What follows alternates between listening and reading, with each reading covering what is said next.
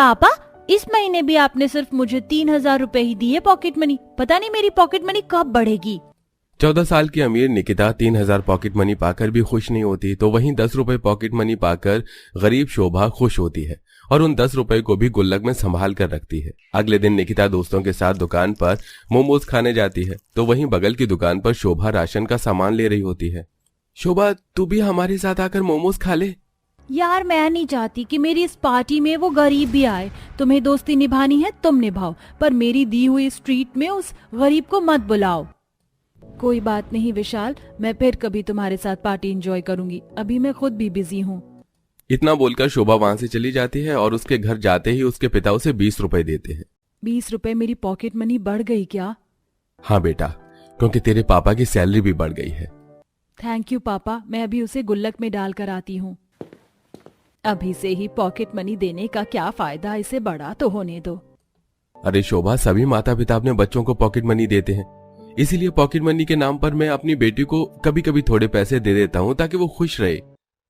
इस तरह राजीव को जब भी पैसे मिलते वो अपनी बेटी को पॉकेट मनी के नाम पर 20 रुपए तो कभी 30 रुपए दे दिया करता था। समय यूं ही गुजरता है और देखते ही देखते शोभा और निकिता दोनों ही 18 साल की हो जाती हैं।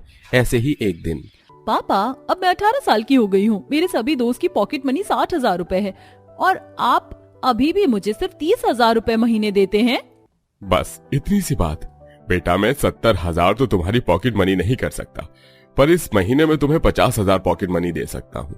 और हाँ, इसे संभाल के रखना। जिस दिन तुम अपनी पढ़ाई पूरी कर लोगी उस दिन मैं तुम्हारी पॉकेट मनी 1 लाख रुपए कर दूंगा। और एक बात याद रखना, महीने में सिर्फ 50,000 रुपए ही मिलेंगे, इसके अलावा और कुछ नहीं। इसके बाद मुझे 1 रुपए की उम्मीद मत रखना। ठीक है पापा, अब मैं आपसे 1 रुपया भी नहीं लूंगी। मैं इन 50,000 की पॉकेट मनी से अपना काम चला लूंगी। निकिता 50,000 पॉकेट मनी पाकर बहुत खुश होती है और कमरे में जाकर उन्हें खर्च करने का हिसाब बनाती है।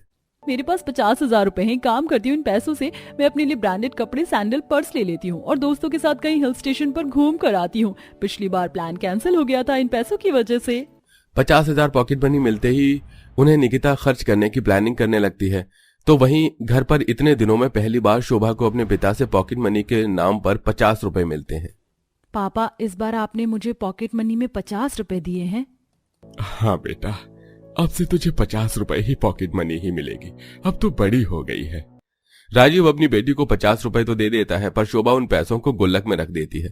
ये देख राजीव अपनी बेटी से कहता है, अरे शोभा, तूने ये पैसे गुल्लक में रख दिए, तू इन पैसों को खर्चती क्यों नहीं है? माना कि मैं ज्यादा नहीं कमाता, पर इतना तो कमाता हूँ कि तेरा खर्चा उठा सकूं। इन पैसों से कभी तू भी पार्टी कर अपने दोस्तों के साथ। नहीं पापा, मुझे पार्टी करके फिजूल पैसे नहीं खर्च करने। और रही जरूरत की बात, तो आप मेरी सारी जरूरतें पूरी कर देते हैं। शोभा पैसों को गुल्लक में संभाल के रखती है। इसी तरह कुछ भी दिन बीत जाते हैं और धीरे धीरे निकिता अपने सारे पैसे खर्च कर लेती है। हाँ, मेरी ये ड्रेस देखो कितनी प्यारी लग रही है ना। कल मैं अपने दोस्तों के साथ उत्तराखंड जा रही हूँ। सोच रही हूँ कि ये 1 पीस पहन लूं। निकिता, तू क्यों पैसे वेस्ट करती है? तेरे पास इतने सारे कपड़े रखे थे, फिर भी तू कपड़े उठा कर ले आती है। कुछ अपनी उस गरीब दोस्त शोभा से सीख, पैसे की बचत कैसे की जाती है। माँ, वो हमारे फ्रेंड सर्कल में इसलिए है क्योंकि वो पढ़ने में तेज है, पर इसका मतलब ये नहीं कि वो गरीब मेरी दोस्त है और मुझे उससे कुछ सीखने की जरूरत है। निकिता मुंह बनाकर वहां से चली जाती है। अब इसी तरह कुछ दिन बीत जाते हैं और महीना पूरा होते ही जहां निकिता को 50,000 रुपए पॉकेट मनी मिलती है, तो वहीं महीने में 2 बार शोभा को पॉकेट मनी के नाम पर 50 रुपए मिलते हैं। ये मेरी इस महीने की दूसरी 50 रुपए पॉकेट मनी गुल्लक में गई। माँ, मेरा गुल्लक भर गया है, कल आप नया गुल्लक ला देना।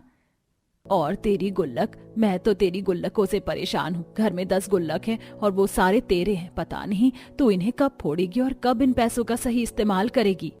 इतना बोलकर शांति वहां से चली जाती है और शोभा अपने कॉलेज जाती है, जहां वो देखती है कि उसके सारे दोस्त कॉलेज कैंटीन में बैठकर पार्टी कर रहे हैं।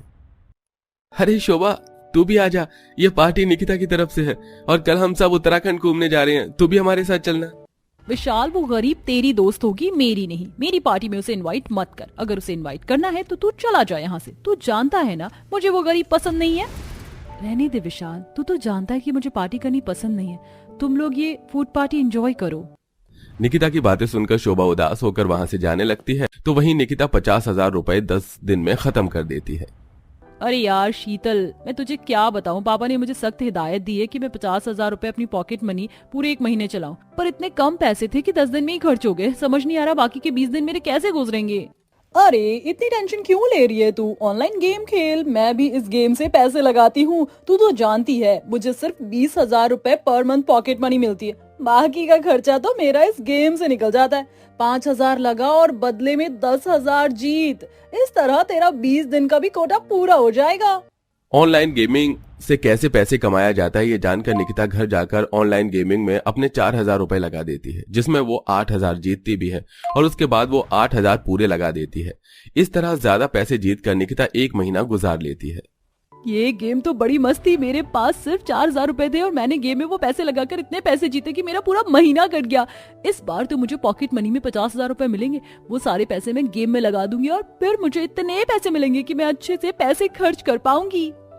लालच में आकर इस बार जब निकिता को 50,000 पॉकेट मनी मिलती है तो वो सारे पैसे अपने गेम में लगा देती है और गेम हार जाती है, जिससे उसके सारे पैसे डूब जाते हैं और वो परेशान होती है। अब क्या करूं, मैंने तो सारे पैसे गेम में लगा दिए और हार गई। मैं पापा से दोबारा पॉकेट मनी भी नहीं ले सकती, अगर उन्हें पता चला तो मेरी पॉकेट मनी बंद ना कर दें। पूरा महीना मैं कैसे काटूंगी। एक काम करती हूँ, किसी से कुछ पैसे उधार ले लेती हूँ, क्या पता इस बार मैं गेम में जीत जाऊं। लालच में आकर निकिता कॉलेज के बाहर कुछ बदमाश लड़कों से और 30 रुपए ब्याज पर 10 दिन के लिए उधारी पर ले लेती है और गेम में लगा देती है, पर इस बार भी वो गेम हार जाती है। अब क्या करूं, मैं तो सारे पैसे हार गई, मेरे पास तो पैसे भी नहीं है, उन गुंडों के पैसे कैसे दूंगी। निकिता तू फिर से फोन में बैठ गई, तेरे पापा बता रहे थे मुझे कि तू कोई गेम खेलती है। गेम की दुनिया से बाहर निकल और पढ़ाई की दुनिया में आ। अगर इस बार तू अच्छे नंबर नहीं लेकर आई तो तेरी पॉकेट मनी भी बंद हो जाएगी। हाँ माँ, मैं बस कॉलेज ही जा रही थी और पापा से कहना मेरी पॉकेट मनी बंद ना करें। डरती हुई निकिता कॉलेज जाती है और जब वो कॉलेज से आने लगती है तो वही गुंडे उसे घेर लेते हैं और ये सब कुछ दूरी पर खड़ी हुई शोभा देख रही होती है। आज 10 दिन पूरे हो गए, हमारे पैसे कब देगी? अगर हमारे पैसे नहीं दिए तो हम तेरे घर पहुंच जाएंगे, जानती है ना हम कौन हैं? मुझे कुछ समय और दे दो, मैं तुम्हारे सारे पैसे दे दूंगी। इतना कहकर निकिता वहां से चली जाती है, पर शोभा ये सब देखती है और कहती है, ये गुंडे निकिता के पीछे क्यों पड़े हैं? निकिता ने आखिर उनसे पैसे क्यों उधार लिए? उसे तो 50,000 रुपए मिलती है पॉकेट मनी। मुझे निकिता से पूछना चाहिए, आखिर वो मेरी दोस्त है। निकिता को मुसीबत में देख शोभा उसके घर जाती है और उससे सारी बात पूछती है। निकिता, भले ही तूने मुझे कभी अपना दोस्त ना माना हो, पर मैं तुझे अपना दोस्त मानती हूँ। प्लीज मुझे सच बता दे, क्या पता मैं तेरी मदद कर दूं। निकिता सारी बात शोभा को बताती है, जिसके बाद शोभा निकिता की मदद करने के लिए अपने घर जाती है और अपने सारे गुल्लक फोड़कर 30,000 रुपए निकालकर निकिता को दे देती है। ये मेरी बचपन की जमा पूंजी है। मेरे पिता मुझे सिर्फ इस उम्र में 50 रुपए पॉकेट मनी दे पाते हैं। मैं बचपन से 1-1 रुपए इन गुल्लक में डालकर ये 30,000 रुपए जमा कर पाई हूँ, तो इनसे अपना सारा कर्जा चुका ले। ये पैसे मैंने ऐसे ही दिन के लिए जमा कर रखे थे ताकि मुसीबत में पड़ने पर अपने घर वालों की मदद कर सकूं। और तू भी तो मेरी दोस्त है। शोभा तू बहुत अच्छी है, मैंने तेरे साथ इतना बुरा किया, मैंने तुझसे कभी प्यार से बात नहीं की, फिर भी तूने बुरे समय में मेरी मदद की और मेरे माता पिता को कुछ भी नहीं बताया। अब मैं तुझसे वादा करती हूँ, मैं हमेशा तेरे साथ अच्छे से रहूंगी और तेरी तरह सबको बनकर दिखाऊंगी। निकिता उन पैसों से अपने सारे कर्ज चुका देती है और ऑनलाइन गेम खेलना बंद कर देती है। अगले महीने जब निकिता को फिर से पॉकेट मनी 50,000 रुपए मिलती है तो वो उसमें से शोभा को 30,000 रुपए वापस कर देती है और बचे 10,000 को सही जगह खर्च करती है। उनमें से 10,000 की सेविंग भी कर लेती है। ठंड का मौसम है और ठंड बहुत तेज पड़ रही है। कल से दिन में ही सारी मजदूरी करके घर चले जाया करेंगे। हाँ सुमित्रा, तुम सही कह रही हो, रात में ठंड बहुत ज्यादा हो जाती है। गोपाल और सुमित्रा बातें करते हुए सड़क पर चल रहे होते हैं कि तभी वहां पर एक बड़ी सी कार आती है जिसमें कुछ शराबी बैठे हुए होते हैं जो उन्हें ठोककर आगे बढ़ जाते हैं। कोई है हमारी मदद करे, कोई हमें अस्पताल लेकर चलो, मेरे पति जख्मी हालत में है और वो यहीं दम तोड़ देंगे, हमारी मदद करो। सुमित्रा की बात सुनकर आसपास के लोग आते हैं और उन दोनों को उठाकर एम्बुलेंस में अस्पताल लेकर जाते हैं। माँ बाप के एक्सीडेंट की खबर 5 बेटियों के कान में जाती है और वो 5 अस्पताल आती हैं। लंबे ऑपरेशन के बाद डॉक्टर, सॉरी, लेकिन हम बच्चों के पिता को नहीं बचा पाए और उनकी माँ वो कभी अपने पैरों पर नहीं चल पाएगी। तभी रोती हुई रेखा कहती है, मेरे पिताजी कहाँ हैं? वो मेरे रात में चॉकलेट लेकर आने वाले थे, उनके पास मेरी चॉकलेट रखी हुई है, बताइए ना मेरे पिताजी कहाँ हैं? अपनी छोटी बहन रेखा की बात सुनकर दीपा की आत्मा अंदर ही अंदर टूट जाती है और वह रोते हुए कहती है, चुप हो जाओ रेखा, मेरी बहन, मैं हूं ना, मैं तुम्हें ढेर सारी चीज ला कर दूंगी।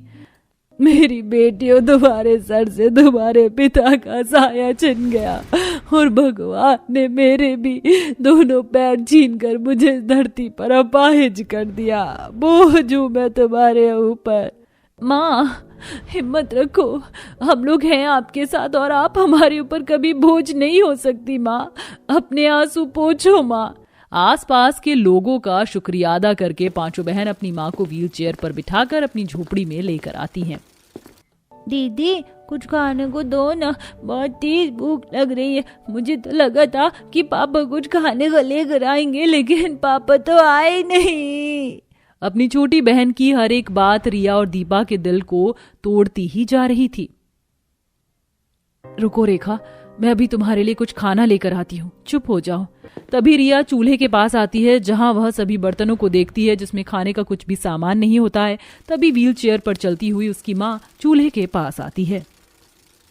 बेटी, घर में खाने का एक भी दाना नहीं है, क्या बनाओगे खाने में? अब तो मेरे ये दोनों पैर भी अपाहिज हो गए हैं जो मैं बाहर जाकर मजदूरी करके कुछ पैसे कमा सकूं और तुम लोगों का पेट पाल सकूं। अगर तुम्हारे पिता यहाँ होते तो आज तुम्हें ये दिन कभी नहीं देखना पड़ता। कोई बात नहीं माँ, खाना नहीं है, पानी तो है ना, आज की रात हम सब पानी पीकर सो जाते हैं। रिया सबके लिए गर्म पानी लेकर आती है और सभी पानी पीकर पतली सी चादर पर लेट जाते हैं। अगले दिन सुबह, दीपा दीदी, मुझे बहुत तेज ठंड लग रही है, मुझे स्वेटर लाकर दीजिए ना। सीमा की बात सुनकर सुमित्रा व्हील चेयर पर चलकर उनके पास आती है। हे भगवान, ये कैसे दिन दिखा रहा है मेरी बच्ची को। उन बच्चों से उनका बाप छीन लिया, कम से कम उनकी माँ के पैर तो सलामत रखता, जो 2 वक्त की रोटी उन्हें कमा कर खिला पाती। माँ, आप हिम्मत मत हारिए, हमें हमारे पापा ने बहुत काबिल बनाया है और परिस्थिति से लड़ना सिखाया है। और माँ, अब से मैं और दीपा मिलकर काम करेंगे, हम दोनों मिलकर सड़क पर मूंगफलियां बेचेंगे और उनसे मिले हुए पैसों से अपना घर चलाएंगे। हाँ रिया, तुम सही कह रही हो। पिता के जाने के बाद और अपनी माँ की व्हील चेयर पर बैठे देख दीपा और रिया फैसला करती हैं कि वो ठंड में सड़क पर जाकर मूंगफलियां बेचेंगी और अपने घर की परिस्थिति को ठीक करेंगे। अब क्या था कि दीपा सर पर मूंगफली की टोकरी रखती है और ठंड में सड़क पर बेचने चली जाती है। आइए आइए, गर्मा गर्म मूंगफली खाइए, ठंड में गरम गरम मूंगफलियों का मजा लीजिए। आइए आइए, मूंगफली खाइए। सुबह से शाम हो जाती है और दोनों बहन ठंडी हवाओं में बैठकर बिना स्वेटर बिना शॉल के मूंगफली बेच रही होती है, लेकिन सुबह से शाम तक उनकी एक भी बोनी नहीं होती है। तभी रिया कहती है, इस ठंड में सुबह से मूंगफलियां बेच रहे हैं लेकिन अभी तक हमारी एक भी मूंगफली नहीं बिकी है। रिया और सीमा ठंड में निराश होकर अपनी मूंगफलियों के पास बैठी होती है कि तभी वहां पर 2 कपल मोहन और ईशा आते हैं। मोहन, देखो ना, इन गरम गरम मूंगफली में से कितनी अच्छी खुशबू आ रही है, मुझे ये मूंगफलियां खानी है, खरीद दो ना। ईशा, तुम्हारा दिमाग खराब है क्या? कहीं भी सड़क पर खड़ी होकर जिद करने लग जाती हो। जरा इनकी हालत तो देखो, कितनी गंदी हो रही है, कितने गंदे कपड़े पहने हुए हैं। अगर तुम्हें मूंगफली खानी है तो मैं किसी अच्छी दुकान से लाकर तुम्हें खिला दूंगा। मोहन और ईशा की बातें सुनकर दोनों ही बहनें सहमी हुई आवाज में कहती हैं, साहब, हमसे ये मूंगफलियां खरीद लीजिए ना, सुबह से शाम हो गई और एक भी मूंगफली नहीं बिकी है। घर पर बीमार माँ और छोटी भूखी बहनें बैठी हुई हैं। दीपा की बातें सुनकर मोहन का दिल भर आता है और वह अपने वॉलेट में से पैसे निकालकर मूंगफली खरीदता है। साहब, सुबह से एक भी बोनी नहीं हुई है, मेरे पास खुला एक भी रुपया नहीं है, अगर आपके पास खुला पैसा है तो वही दे दो। नहीं रिया, ये सारे पैसे तुम अपने पास ही रख लो और अपनी माँ की दवाई और अपनी बहनों के लिए खाना भी खरीद लेना। शाम से रात हो जाती है। दोनों बहन सर पर मूंगफली की टोकरी रखकर खाने पीने का सामान खरीद कर और अपनी माँ की दवाई लेकर अपनी झोपड़ी की तरफ आ रही होती हैं कि आते आते रास्ते में बहुत ही तेज बारिश होने लगती है और वह भागते भागते जब घर आती हैं तो देखती हैं कि उनकी माँ व्हीलचेयर पर घर के बाहर खड़ी है और छोटी बहन ठंड से ठिठुर रही हैं। दीदी, घर में पूरा बारिश का पानी भर चुका है, इसलिए हम लोग माँ को झोपड़ी से बाहर ले आए हैं। काजल, तुम माँ के साथ यहीं रहो, मैं और दीपा मिलकर घर का पानी बाहर निकालते हैं। दीपा और रिया मिलकर घर में से बाल्टी में से पानी भर भर कर बाहर फेंकती हैं और अपनी माँ को व्हीलचेयर पर लेकर घर में आती हैं। रिया और दीपा मिलकर अपनी माँ को खाना खिलाती हैं और पतली सी चादर में पूरा परिवार सिमट के सो रहा होता है।